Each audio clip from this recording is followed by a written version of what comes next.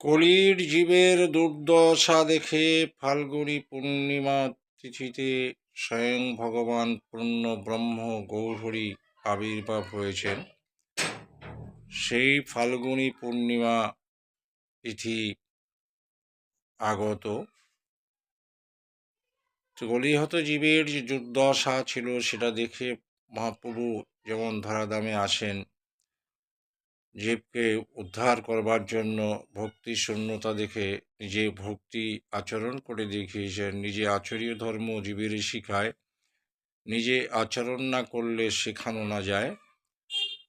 তাই নিজে কৃষ্ণ বলে কেঁদেছেন, ধুলায় গোড়াগড়ি দিয়েছেন, আর জীবকে তিনি কাঁদিয়েছেন। সেই নবদ্বীপ ধাম, সে নবদ্বীপ ধামে গৌরহরি জন্মগ্রহণ করেছেন এই ফাল্গুনী পূর্ণিমা তিথিতে। যেমন দোল পূর্ণিমায় তিনি আবির্ভূত হয়েছিলেন। এই দোল পূর্ণিমার উৎসবে যেমন নবদ্বীপে একটা পরিক্রমা বেরোন, বহু ভক্তবৃন্দ, নবদ্বীপ মানে হচ্ছে 9টা দ্বীপ, তারা পরিক্রমা করেন।